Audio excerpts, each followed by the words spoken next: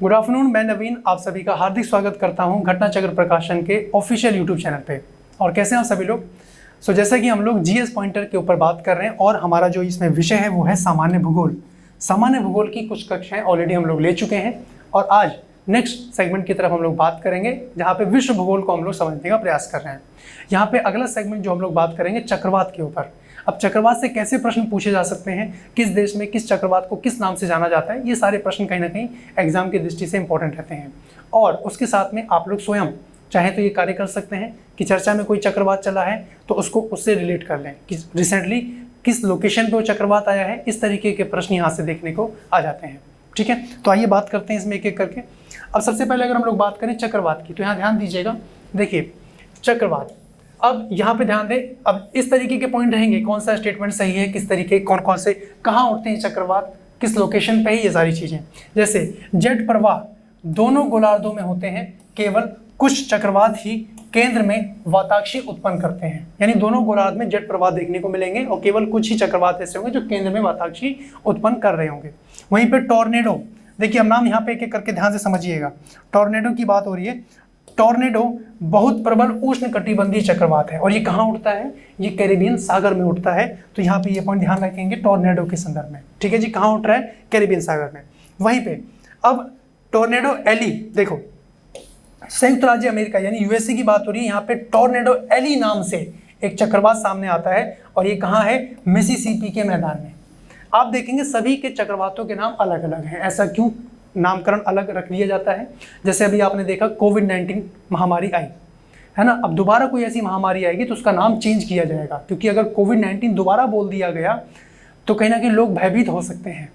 तो वो भयभीत, जैसे मान लीजिए इसने तबाही मचाई, इस चक्रवात ने, टॉर्नेडो ने, और दोबारा आया तो उसका नाम भी टॉर्नेडो रख दिया, तो लोग भयभीत हो सकते हैं कि यार वो लास्ट टाइम आया था उसने इतनी तबाही मचाई थी। तो इस तरीके से आप लोग इसको ध्यान रखें, इसका नाम इसीलिए बार बार चेंज किया जाता है।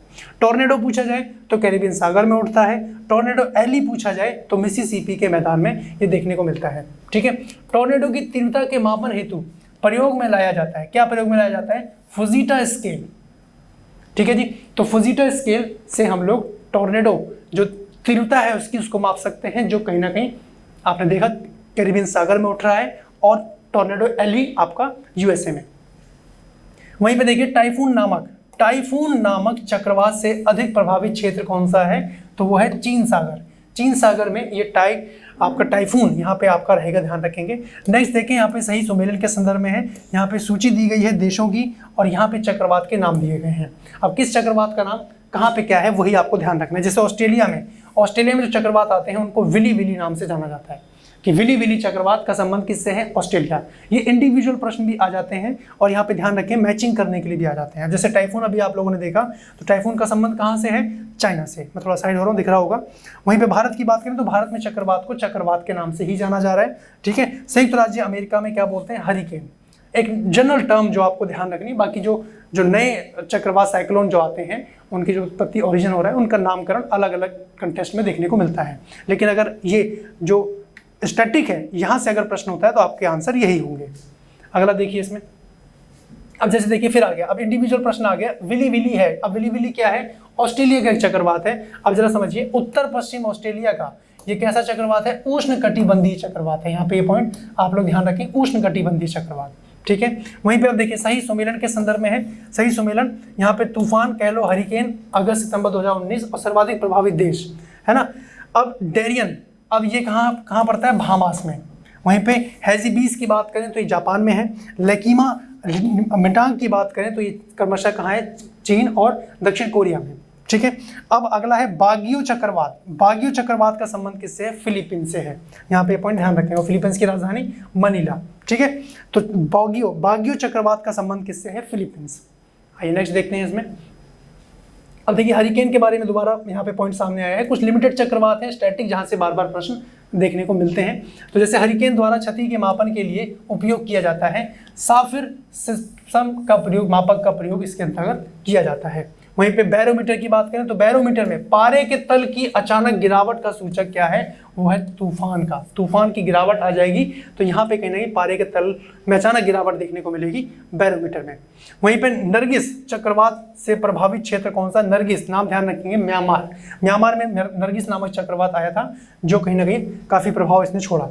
वहीं पे देखिए उष्णकटिबंधीय यानी ट्रॉपिकल जोन जो है अक्षांशों में दक्षिण अटलांटिक और दक्षिण पूर्वी प्रशांत क्षेत्रों में चक्रवात उत्पन्न नहीं होता है ना। इसका कारण क्या है ये आपसे पूछा जा रहा है, क्योंकि समुद्री पृष्ठों के ताप निम्न होते हैं, समुद्री पृष्ठों के ताप निम्न होते हैं जिसके कारण वहां पे चक्रवात देखने को नहीं मिलता। अटलांटिक महासागर की बात करें सबसे ठंडा महासागर है ना, अधिकांश वहां पे बर्फ देखने को मिलती है, ये पॉइंट। और जो दक्षिण पूर्वी प्रशांत महासागर क्षेत्र है वो भी ठंडा है, तो निम्न ताप होने के कारण वहां पे समुद्री पृष्ठ के ऊपर वो कारण बन जाता है कि चक्रवात उत्पन्न नहीं होते हैं। ठीक है, अगला देखिए आर्द्रता। अब आर्द्रता के संदर्भ में अगर समझें, अब देखिए दो स्टेटमेंट आपके सामने दी गई हैं, कथन 1 और कथन 2, है ना। कथन 1 क्या कह रहा है कि वायुमंडल में नमी की मात्रा अक्षांश से संबंध है, ये बोला जा रहा है वायुमंडल में जो नमी की मात्रा है वो अक्षांश से संबंध रख रही है। फिर बोला जा रहा है कारण क्या दिया जा रहा है कि नमी को जलवाष्प के रूप में, है ना, जलवाष्प के रूप में रखने की क्षमता तापमान से संबंध रखती है। बिल्कुल दोनों स्टेटमेंट यहाँ पे कहीं ना कहीं सही हैं, और ये जो दूसरा स्टेटमेंट है ये कहीं ना कहीं इसका स्पष्टीकरण भी कर रहा है। ए और आर दोनों सही हैं और आर ए का सही स्पष्टीकरण कर रहा है। यानी वायुमंडल की अगर बात करें जो नमी की मात्रा है वो अक्षांश से संबंध रखती है ना। उसके बाद नमी को जलवाष्प के रूप में रखने की क्षमता तापमान से संबंध रखती है, बिल्कुल सही है ना। उसके बाद देखिए ग्रीष्म काल में आर्द्र ऊष्मा यानी ह्यूमिड हीट का अनुभव होता है, कब होता है, ग्रीष्म काल में, ठीक है। और जब मौसम कैसा हो, उमस वाला हो, जिसको मगी बोलते हैं, उमस वाला होता है, तब कैसा होता है, आर्द्र ऊष्मा का, ठीक है। तो यहाँ पे आप ध्यान रखेंगे आर्द्रता परिणाम है। अब आर्द्रता किसका परिणाम है, जब हवा में नमी की उपस्थिति आ जाती है। आर्द्रता क्या है, जब हवा में नमी की उपस्थिति रहती है तो वहाँ पे आर्द्रता कहीं ना कहीं सामने आती है। अगला देखिए छोटे छोटे पॉइंट है, यहाँ से आपको समझना है। वायुदाब की अगर बात करें, वायुदाब, है ना, तो कथन एक क्या कह रहा है, कथन एक क्या कह रहा है, दोनों गोलार्धों के 60 डिग्री से 65 डिग्री अक्षांशों में उच्च दाब की बजाय निम्न दाब पट्टिका होती है। कथन ए कह रहा है 60 डिग्री से 65 डिग्री, ठीक है। जबकि कारण क्या बोल रहा है कि निम्न दाब क्षेत्र में भूमि पर नहीं बल्कि महासागरों पर स्थायी होते हैं। तो यहाँ पे ध्यान रखें कि ए और आर दोनों सही हैं और आर ए की सही व्याख्या यहाँ पे कर रहा है, ठीक है। अच्छा, अब सत्य कथन है। अब देखिए यहाँ पे विकल्प के अनुसार आप लोग आंसर हिट करेंगे। अब जैसे देखिए सागरों के ऊपर लगभग 30 डिग्री से 35 डिग्री उत्तर और दक्षिण अक्षांश पर विद्यमान दो कटिबंधों में प्रत्येक अश्व यानी हॉर्स कहा जा रहा है, अक्षांश कहलाता है। प्रत्येक क्या कहलाता है, अश्व अक्षांश यानी हॉर्स अक्षांश कहलाता है। 30 डिग्री से 35 डिग्री उत्तर या दक्षिण अक्षांश की अगर हम लोग बात करें, ठीक है जी, ये यहाँ पे स्टेटमेंट सही हो जाता है। अब वहीं पे बादल क्लाउड की बात करें तो सर्वाधिक ऊंचाई के बादल किस तरीके के हैं, तो पक्षाभ स्तरीय तरीके के हैं सर्वाधिक ऊंचाई वाले बादल, ठीक है। मेघ गर्जन का कारण है, मेघ गर्जन का कारण क्या है, संघनन, उच्च ताप और आर्द्रता और ऊर्ध्वाधर हवा जो चल रही है, ये सब कहीं ना कहीं आपके मेघ गर्जन के कारण हो जाते हैं, ठीक है। तापमान भी है, हाई टेम्परेचर है, संघनन है ना, और वहाँ पे नमी की मात्रा है और ऊर्ध्वाधर हवा भी चल रही है। जैसा आप देखते होंगे बादल परिणाम है। अब बादल किसका परिणाम है, तो संघनन का। इसी की प्रक्रिया के चलते कहीं ना कहीं बादलों का निर्माण हो रहा है। धूप पड़ रही है, उससे वाष्पीकरण हो रहा है, वाष्पीकरण ऊपर जा रहा है और वो कहीं ना कहीं बादल में संघनन के प्रोसेस के थ्रू कन्वर्ट हो रहा है, ठीक है। अगला देखिए किसके संदर्भ में कुछ वैज्ञानिक पक्षाभ मेघ विरलन तकनीक तथा समताप मंडल में सल्फेट वायु विलय अथवा क्षेपण के उपयोग का सुझाव देते हैं, है ना। किसके संदर्भ में देते हैं, ये आपके सामने प्रश्न पूछा गया है। तो यहाँ पे भूमंडलीय तापन को कम करने के लिए, किसके संदर्भ में, भूमंडलीय तापन को कम करने के क्रम में सुझाव सामने दिया गया है। अगला देखिए इसी में उत्तरी गोलार्ध की तुलना में दक्षिणी गोलार्ध में पश्चिमी पवन अधिक सशक्त और स्थायी होते हैं।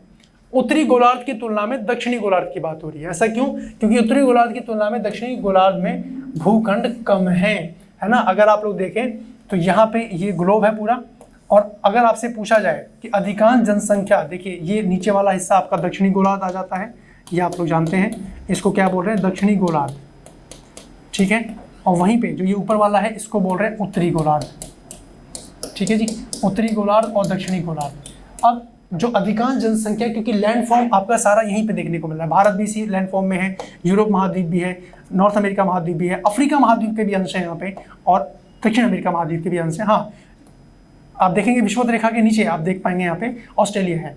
लेकिन जनसंख्या के मामले की अगर बात करें तो सर्वाधिक जनसंख्या उत्तरी गोलार्ध में देखने को मिलती है। तो यही कारण है कि भूखंड यहाँ पे कम है, जो इसका रीजन सामने निकल के आता है। ठीक है, अगला देखिए, गरजती चालीसा या प्रचंड पचासा और चीखता साठा, ये क्या है? तो ये दक्षिणी गोलार्ध में पश्चिमी पवने हैं, ये इनके नाम हैं, ध्यान रखने हैं। गरजती चालीसा, प्रचंड पचासा या चीखता साठा, ठीक है, क्या है? तो दक्षिणी गोलार्ध में पश्चिमी पवने। वहीं पे देखिए, लंबी चालीसा पवने प्रवाहित होती हैं। तो जाहिर सी बात है, चालीसा जहाँ पे नाम आ जाएगा दक्षिणी गोलार्ध में होगा। दक्षिणी गोलार्ध में कौन है? दक्षिण हिंद महासागर। तो विकल्प के अनुसार भी अपना आंसर हिट किया जा सकता है, ध्यान रखें। अगला देखिए, तो अब अगला नाम आ गया तूफानी चालीसा, है ना, जिसको रोरिंग फ्रोटीज बोल रहे हैं, के बारे में सत्य कथन आपको पूछा जा रहा है। सत्य कथन कौन सा है? तो सत्य कथन देखिए, ये बड़ी शक्ति और स्थिरता से बहती हैं। इनकी दिशा सामान्य तौर पर दक्षिणी गोलार्ध में उत्तर पश्चिम से दक्षिण पूर्व की ओर होती है, और मेघाच्छन्न, आकाश, वर्षा और खराब मौसम इनके साथ सामान्य तौर पर संबंधित रहते हैं। तो इतना तो ध्यान आपको रख लेना चाहिए कि चालीसा की बात की जाए, पचासा की बात की जाए, तो दक्षिणी गोलार्ध में ही कहीं ना कहीं इनका रिलेशन देखने को मिल रहा है। बाकी हम लोग विकल्प के अनुसार अपना आंसर हिट कर सकते हैं। अगला देखिए, वह सशक्त समुद्री हवाएं जो 40 डिग्री से 50 डिग्री दक्षिणी अक्षांश के मध्य प्रवाहित होती हैं, उन्हें क्या कहा जाता है? उन्हें रोरिंग फोर्टीज के नाम से जाना जा रहा है, जो भी आप लोगों ने देखा है ना, रोरिंग फोर्टीज। चालीसा, फोर्टीज मतलब चालीसा, है ना, गरजती चालीसा, बात वही है। संयुक्त राज्य अमेरिका के मध्य मैदानों पर चिनूक हवाओं के कारण क्या है? क्योंकि जाड़े का तापमान यहाँ पे बढ़ जाता है। ये चिनूक हवाएं कहाँ हैं? तो संयुक्त राज्य अमेरिका है, ध्यान रखेंगे। सिंपल सा डायरेक्ट प्रश्न ये भी है, और उसके बाद ये प्रश्न यहाँ पे भी बन सकता है। अगला देखिए, दक्षिणी गोलार्ध में पवन के बाईं ओर, दक्षिणी गोलार्ध में पवन के बाईं ओर विचलन का कारण क्या है? विचलन का कारण क्या है? पृथ्वी का घूमना। इसी के कारण कहीं ना कहीं दक्षिणी गोलार्ध में पवन के बाईं ओर घूमने का कारण है। ठीक है, उच्च दाब के क्षेत्र से भूमध्य सागर की ओर चलने वाली पवनों को क्या बोलते हैं? भूमध्य सागर की चलने वाली, इनको बोलते हैं व्यापारिक पवनें, उच्च दाब से। ठीक है जी, व्यापारिक पवनें कहाँ देखने को मिल रही हैं? तो यहाँ पे आप लोग ये पॉइंट ध्यान रखेंगे, व्यापारिक पवनों के संदर्भ में, ये आपका यहाँ पे राइट आंसर हो जाता है। अगला पॉइंट जरूर समझें। अब कुछ स्थानीय हवाएं हैं जहाँ से प्रश्न एग्जाम में आ जाते हैं। ठीक है, स्थानीय पवनों के संदर्भ में आपको ध्यान रखना है कि अब हवाएं किस किस लोकेशन पे कैसी कैसी हैं, वो सारी चीज़ें आप लोग यहाँ पे समझें। जैसे देखिए, यहाँ पे आपको सही सुमेलन के लिए दिया गया है, यहाँ पे मैचिंग के लिए भी प्रश्न होगा और इंडिविजुअल भी आएगा, या तो मिलान करने के लिए आपको दे दिया जाएगा। अब देखिए, जैसे फौन, अब फौन ये स्थानीय हवा है, कहाँ बहती है? तो ये आपका अल्पस पर्वत पे है। ठीक है, वहीं पे सिमूम पवन जो है स्थानीय हवा है, ये कहाँ है? कुर्दिस्तान में। सेंटा एना ये कैलिफोर्निया। जोंडा कहाँ है? अर्जेंटीना में, ध्यान रखेंगे। ठीक है, अब उसके बाद देखिए, फौन जैसे कि आपको पता है अल्पस पर्वत है। अल्पस पर्वत कहाँ है? ये आपको पता होना चाहिए, स्विट्जरलैंड में। कहाँ है? स्विट्जरलैंड। ठीक है जी, अल्पस पर्वत कहाँ है? स्विट्जरलैंड में है, यूरोप महाद्वीप के अंतर्गत स्विट्जरलैंड। उसके बाद देखिए, फौन एक स्थायी पवन है, कहाँ की? तो या तो अल्पस पर्वत विकल्प में होगा, या तो आपका स्विट्जरलैंड हो जाएगा। तो आपका राइट आंसर क्या हो जाता है? स्विट्जरलैंड। समझ पा रहे हैं? इस तरीके से आप लोगों को ध्यान रखना है। अगला देखिए, फिर से आपके सामने सही सुमेलन है, तो ये इंडिविजुअल भी रहेंगे, या तो मैंने यहाँ पे जो आप बुक देख रहे हैं जीएस पॉइंटर की, उसी से हमने डायरेक्ट पॉइंट यहाँ पे कन्वर्ट करे हैं, ताकि आपको दिखे, विजिबल रहे, समझने में आसान रहे। जैसे स्थानीय हवा बोरा की बात करें तो ये कहाँ बहती है? उत्तरी भाग में, इटली के। मिस्टल की बात करें तो ये राइन नदी, राइन घाटी में देखने को मिल रही है। और खमसिन की बात करें तो ये मिस्र में है। चिनूक हवा अभी हम लोगों ने बात करी, यूएसए। सिराको हवा कहाँ है? सिसिली, है ना। बिल्जार्ड हवा कहाँ है? साइबेरिया। और नॉर्वेस्टर हवा कहाँ बहती है? भारत में। वेरी इंपॉर्टेंट, नॉर्वेस्टर कई बार एग्जाम में देखने को मिलता है कि नॉर्वेस्टर हवा का संबंध किस देश से है? तो भारत से है। ये पॉइंट यहाँ पे ध्यान रखें। ठीक है, उसके बाद देखिए, फिर बोरा पूछ लिया गया है, तो इटली का उत्तरी भाग है। हबूब हवा सूडान की है। यामो कहाँ है? जापान की है। लेवेश ये स्पेन की है। और ब्रिक फिल्डर ये ऑस्ट्रेलिया की है। और ब्लैक रोलर ये उत्तरी अमेरिका की है। ये आप लोग कैसे याद रख पाएंगे, ये भी एक बड़ा चैलेंज है। तो इसको स्मार्ट वर्क करना है। कैसे करेंगे आप लोग? एक वर्ल्ड मैप आप लोग ले लेंगे अपनी नोटबुक के साइज का, और सब देश के नाम, लोकेशन मेंशन है, और इन हवाओं के, स्थानीय हवाओं के नाम वहाँ मेंशन करेंगे। यानी आपको 2-3 पेजेस में इसके नोट्स बनाने पड़ेंगे। जहाँ पे एक स्थानीय हवा की बात कर रहे होंगे, है ना, जहाँ पे एक चक्रवात की बात कर रहे होंगे, कौन कौन से रीजन है जहाँ पे चक्रवात आ रहे हैं, उन नामों को आप लोग मेंशन कर लीजिएगा। ठीक है, अच्छा, तो ये तो हो गया आपका इसके संदर्भ में। आइए अब नेक्स्ट पॉइंट की तरफ बात करें, वन के संदर्भ में। इसको आप लोग कनेक्ट कर लेंगे, जो अभी वन रिपोर्ट प्रस्तुत की गई है 2021 में, प्रत्येक 2 वर्ष में प्रस्तुत की जाती है, 17वें नंबर की रिपोर्ट है, तो उसको वन से आप लोग जरूर कनेक्ट करेंगे। उसमें लेटेस्ट जो आंकड़े हैं वहां से प्रश्न आपको इससे रिलेट करके देखने को मिल सकते हैं। जैसे देखिए, सैलवा वनों की विशेषता है चौड़ी पट्टी सदाबहार वन। ठीक है जी, चौड़ी पट्टी सदाबहार वन, और ये कहाँ देखने को मिलेंगे, ये उष्णकटिबंधीय जोन में देखने को मिलेंगे। ये तो हम लोग विश्व भूगोल की बात कर रहे हैं, जैसे हम लोग भारत के संदर्भ में बात कर रहे होंगे, तो जो आंकड़ा आया है ना, भारतीय वन विभाग ने जो रिपोर्ट प्रस्तुत करी 2021 की, तो उससे आप लोग भारत के कंटेक्स्ट में उसको रिलेट कर रहे होंगे। ठीक है, अगला देखिए, विश्व का वन क्षेत्र में से एक के फैलाव की प्रतिशतता सर्वाधिक है, और वो कौन है, वो है शीतोष्ण शंकु वृक्षीय वन। ठीक है जी, विश्व की बात कर रहे हैं, विश्व में वन क्षेत्र के संदर्भ में, तो यहाँ ध्यान रखना है। अगला देखिए, वह देश जिसके कुल भौगोलिक क्षेत्रफल के, वह देश कौन सा है जिसका कुल भौगोलिक क्षेत्रफल का 70% भाग पर वन बनाए रखने का संवैधानिक प्रावधान है। कौन से देश की बात हो रही है, तो भूटान की बात हो रही है। छोटा देश है ना, तो ये सारी चीजें मैनेज कर सकते हैं, तो भूटान है वो ध्यान रखेंगे। अगला देखिए, ऑस्ट्रेलिया, ब्राजील, कनाडा और फ्रांस में से सदाबहार वर्षावन पाए जाते हैं। सदाबहार वर्षावन कहाँ पाए जाएंगे, ब्राजील में, है ना, ब्राजील में ही है अमेजोन के जंगल, अमेजोन नदी वहीं प्रवाहित होती है। ध्यान रखेंगे, सदाबहार जो यहाँ देखेंगे वर्षा वन जो है वो यही देखने को मिल रहे हैं। अगर हम लोग मैप की बात करें तो देखिए, मैप कुछ ये है, और ये विषुवत रेखा है, और ये यहीं से आपका यहाँ पे ये लोकेशन साउथ अमेरिका की बटी हुई है।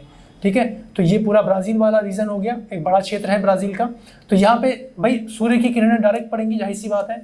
सदाबहार हर महीने आप देखेंगे 12 महीने यहाँ पे वर्षा होगी, बादल आएंगे, सदाबहार मौसम रहेगा। वो सब कहाँ देखने को मिलेगा, इस उष्णकटिबंधीय जोन में जो विषुवत रेखा में अवस्थित है। ठीक है, चलिए नेक्स्ट देखिए, भूमध्य रेखा के निकट पाए जाने वाले वन हैं, कौन है, उष्णकटिबंधीय, अभी हम लोगों ने बात करी। ठीक है, फिर देखिए, पृथ्वी पर घने या डेंस वन अधिकतर मिलते हैं, कहाँ मिलते हैं, विषुवत रेखा भी मिलेंगे, सदाबहार मौसम रहता है ना, यहाँ पे देखने को मिलेंगे। फिर देखिए, टैगा वन की विशेषता है, क्या है, ये समशीतोष्ण क्षेत्र की विशेषता को दर्शाते हैं टैगा वन।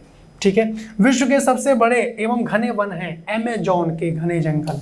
ठीक है जी, तो ये यहाँ पे आंसर आप लोग ध्यान रखेंगे। ठीक है, चलिए अगला देखिए, चीन, भारत, इंडोनेशिया और जापान में से किस देश में उसके भौगोलिक क्षेत्र का सर्वाधिक प्रतिशतता वन आच्छादित है। अभी 2020 की लेटेस्ट रिपोर्ट के अनुसार जापान यहाँ पे आपका राइट आंसर रहेगा, तो ये पॉइंट ध्यान रखेंगे। ठीक है जी, अच्छा अब देखिए, कोणधारी वन पाए जाते हैं कहाँ पे, 56 डिग्री से 60 डिग्री के मध्य उत्तरी अक्षांशों में पाए जाते हैं। कोणधारी वन कौन सी डिग्री में, कितने अक्षांश डिग्री में, ये आप लोग ध्यान रखेंगे। अब शंकुधारी वन जो है ये मुख्यतः पाए जाएंगे कहाँ पे, शीतोष्ण कटिबंधीय क्षेत्र में। शंकुधारी वन कहाँ पाए जाएंगे, शीतोष्ण कटिबंधीय क्षेत्र में। इसका थोड़ा सा उदाहरण आप देखेंगे जम्मू कश्मीर में। जम्मू कश्मीर यानी जो पहाड़ी इलाका है, जब आप कभी ट्रैवल किए हो तो आप देखते होंगे कि पेड़ कुछ शंकुधारी शेप में है ना, क्योंकि बर्फ गिरती है तो वो उससे कट के नीचे आ जाती है। तो शंकुधारी वन अधिकांश वहीं शीतोष्ण कटिबंधीय क्षेत्र में देखने को मिलेंगे। अगला देखिए, अफ्रीका का आइवरी कोस्ट, अफ्रीका में है, केनिया, जिम्बाब्वे और दक्षिण अफ्रीका में से किसमें सघन उष्णार्ध वन देखने को मिलते हैं, तो आइवरी कोस्ट में देखने को मिलते हैं। अभी आइवरी कोस्ट मैप में कहाँ है उसको देख के हाईलाइट कीजिएगा। अगला देखिए, यदि उष्णकटिबंधीय वर्षा वन काट दिया जाए तो यह उष्णकटिबंधीय पर्णपाती वन की तुलना में शीघ्र पुनर्योजित नहीं हो पाता। ऐसा इसलिए होता है, ऐसा क्यों होता है, क्योंकि वर्षा वन की मृदा में पोषकों का अभाव यहाँ देखने को मिलता है। ठीक है जी, अभाव के कारण ये मामला सामने आता है, तो ये पॉइंट ध्यान रखें। अगला देखिए, अब यहाँ सही सुमेरन के संदर्भ में है। अब इमारती लकड़ी है ये, और इसका संबंध किस देश से है आपसे पूछा जा रहा है। जैसे देवदार, तो देवदार प्रचुर मात्रा में कहाँ है, कनाडा। डगलस फर ये मैक्सिको है ना, महोगनी होंडुरास, उसके बाद सागौन, बहुत सुनते हैं आप लोग सागौन के बारे में, है ना, तो ये कहाँ है, म्यांमार। ये पॉइंट यहाँ पे आप लोग ध्यान रखें। अगला देखिए, सही सुमेरन दिया हुआ है। अब यहाँ पे मानसूनी पवन, इन सब के बारे में, और यहाँ पे आपको वृक्ष दे रखे हैं, किसका संबंध किससे। मानसूनी वन की बात करें तो कहाँ देखने को मिल रहे हैं, कौन है, सागौन और साखू। विषुवत रेखीय वन की बात करें तो महोगनी और रोजवुड है। भूमध्य सागरीय वन की बात करें तो आलू बुखारा, जिसको प्लम या जैतून बोल रहे हैं, ये आपका आ जाता है। कोणधारी वन की बात करें तो चीड़ और फर, ये इसकी कैटेगरी में आ जाते हैं। तो अब यहाँ पे जैसे कि आप लोगों ने देखा कि विश्व का वह देश कौन सा है जहाँ पे जो मुलायम लकड़ी और लकड़ी की लुगदी का सबसे बड़ा उत्पादक और निर्यातक देश है। तो यहाँ पे ध्यान रखना है, एकमात्र है अमेरिका, संयुक्त राज्य अमेरिका, जो कि फॉरेस्ट एग्रीकल्चर आप कह सकते हैं, जो FAO की जो रिपोर्ट 2019 के अनुसार आई है ना। तो संयुक्त राज्य अमेरिका यहाँ पे आपका राइट आंसर हो जाता है। वहीं पे देखिए, वह देश जो विश्व में ईंधन कास्ट का सबसे बड़ा उत्पादक है, ईंधन कास्ट के बारे में बात हो रही है, तो यहाँ पे one and only India Bharat के संदर्भ में ये पॉइंट ध्यान रखेंगे, ठीक है। डेलबर्जिया जाति से संबंधित पौधा है, डेलबर्जिया प्रजाति संबंधित पौधा है और वो है शीशम, डेलबर्जिया शीशम। यहाँ पे ये पॉइंट ध्यान रखेंगे, डेलबर्जिया का संबंध किससे है, शीशम से है, ठीक है। अगला देखिए, मरुस्थल क्षेत्रों में जलहराश को रोकने के लिए निम्न पर्ण रूपांतरण होता है।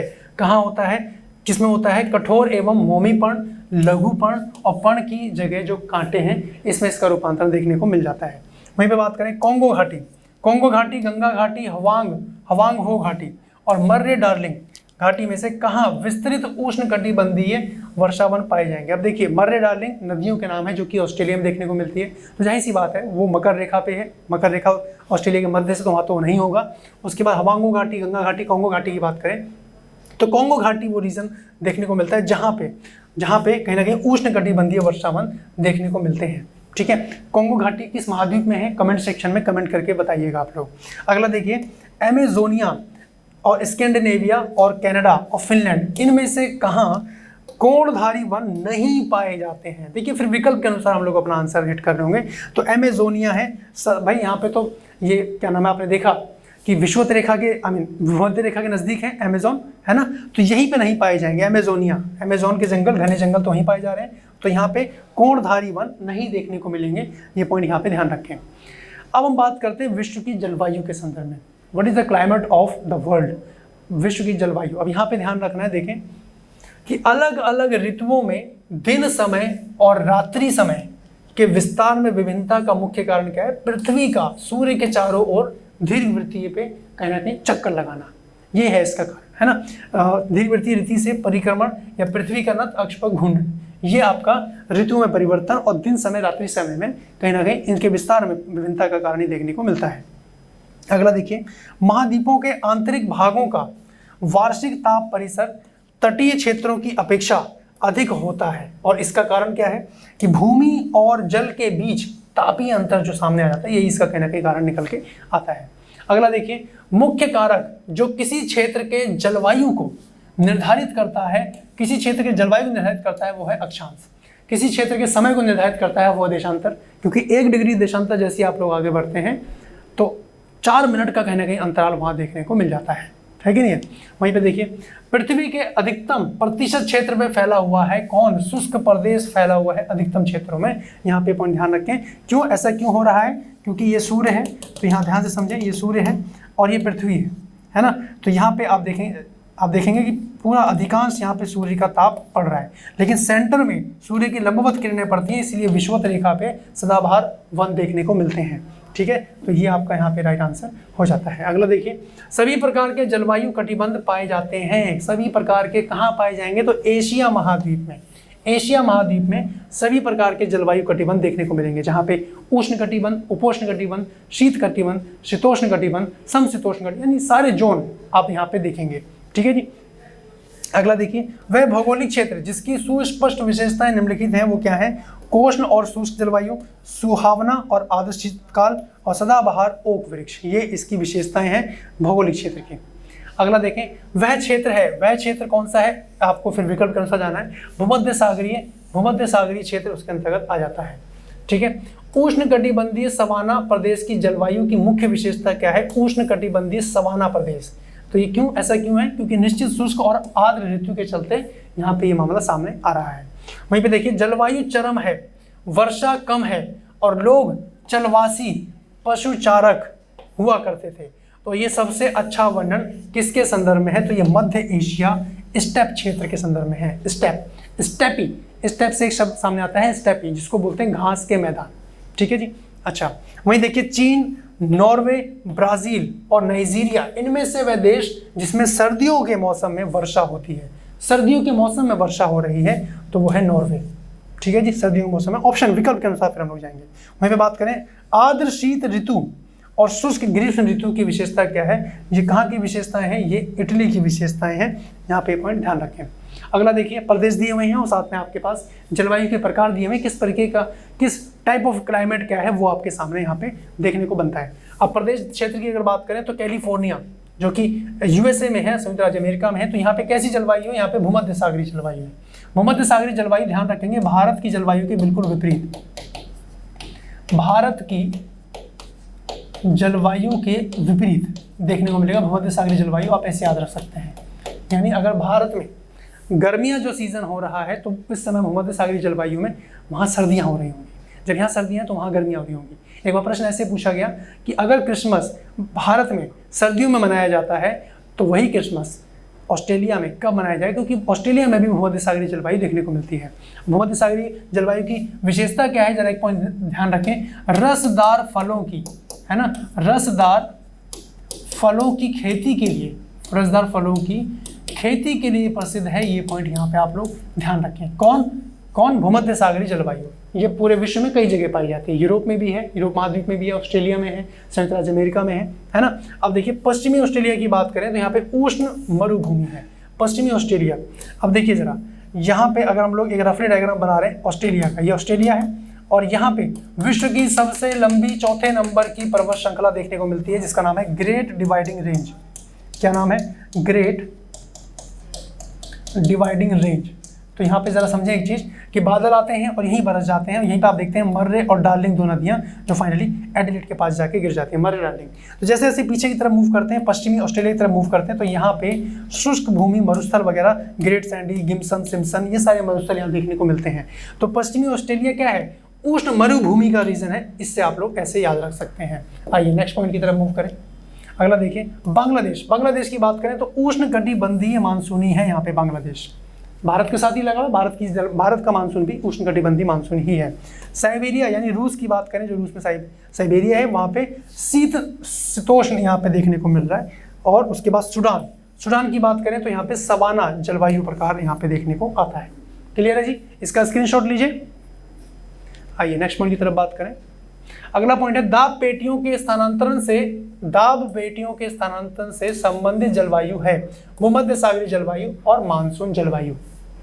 ठीक है, वहीं पे देखिए जायरे से नीदरलैंड जाते समय जलवायु प्रदेशों का सही क्रम, जायरे से जाते समय तो यानी भूमध्य रेखीय जलवायु आएगी, फिर उष्ण मरुस्थलीय जलवायु आएगी, फिर भूमध्य सागरीय जलवायु आएगी और फिर पश्चिमी यूरोपीय जलवायु वहाँ देखने को मिलेगी। और ये आप अपने मैप में इसको हाईलाइट करेंगे, है ना, नीदरलैंड से जाते हुए यानी यूरोप से जैसे जैसे हम नीचे जा रहे हैं मैप में, तो ये सारी चीज़ें आपको वहाँ देखने को मिलेगी। संसार का आर्द्रतम स्थान है, संसार का सबसे आर्द्रतम स्थान कौन सा है, मासिन राम है, मेघालय में, भारत में है।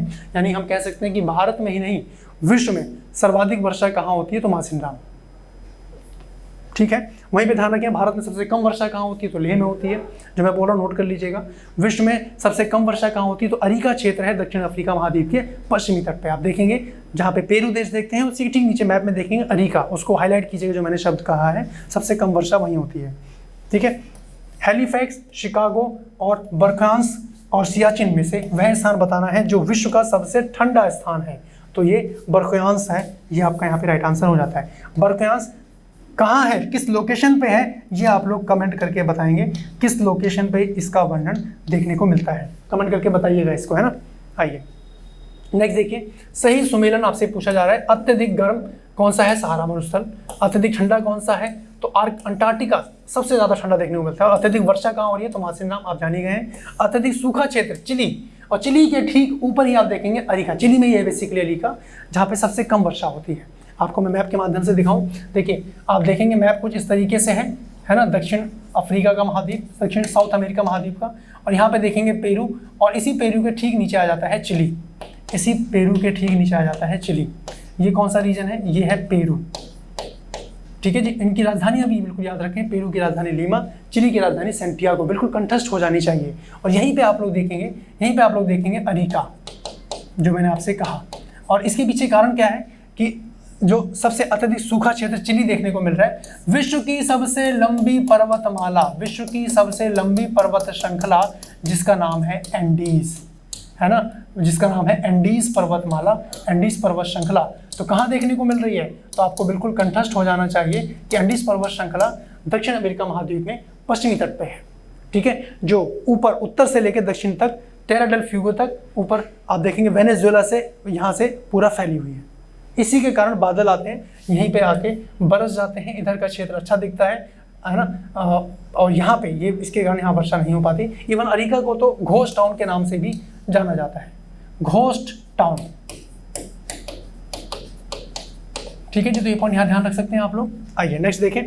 एल नीनो बनता है प्रशांत महासागर में। कहाँ बनता है? प्रशांत महासागर में। और ये कहीं ना कहीं पेरू, यही इसी के इर्द गिर्द ये देखने को मिलता है, क्योंकि इस तरफ प्रशांत महासागर देखेंगे आप लोग, ठीक है। अगला देखिए, है कि स्टोथर्म पौधे जो हैं जो उगते हैं बहुत कम तापमान होगा तो ही ये उगेंगे। यहाँ पे पॉइंट ध्यान रखें। वनस्पति जलवायु का सही सूचक है, यह कथन संबंधित है किससे? कोपेन ने वनस्पति को जलवायु का प्रत्यक्ष सूचक माना है। यहाँ पे पॉइंट आप लोग ध्यान रखें, ठीक है। अगला देखिए, मध्य चिली, केप टाउन, एडिलेड और पंपास, ये वह क्षेत्र हैं जिसमें भूमध्य सागरीय जलवायु प्रचलित नहीं है। कौन सा है जिसमें नहीं है भूमध्य सागरीय? तो पंपास रीजन है। यहाँ पे पॉइंट ध्यान रखें, ठीक है। चलिए एक पॉइंट और देखते हैं इसमें। कॉन्गो, इथोपिया, गैबन, जायरे, इनमें से कौन है जो भूमध्य रेखीय जलवायु के अंतर्गत नहीं आता है? ये वाले पॉइंट आपको कीवर्ड पकड़ने हैं। तो कौन सा है? वो इथोपिया है जो भूमध्य रेखीय जलवायु के अंतर्गत नहीं आता है। लॉस एंजलिस, रोम, केप टाउन और न्यूयॉर्क, इनमें से किस एक नगर में भूमध्य सागरीय जलवायु नहीं है? तो वो है न्यूयॉर्क। तो ये जो मैंने चीज़ें अभी डिस्कस करी गाइस, इनको मैप के माध्यम से भी हाईलाइट जरूर कर लीजिएगा, ठीक है। आज के सेशन में इतना ही रखते हैं और नेक्स्ट सेशन में हम लोग इसी का आगे कंटिन्यू कर रहे होंगे नए सेगमेंट के साथ, ठीक है। चलिए मिलते हैं फिर आप लोगों से, तब तक के लिए बहुत बहुत धन्यवाद। Have a nice time, bye bye, take care.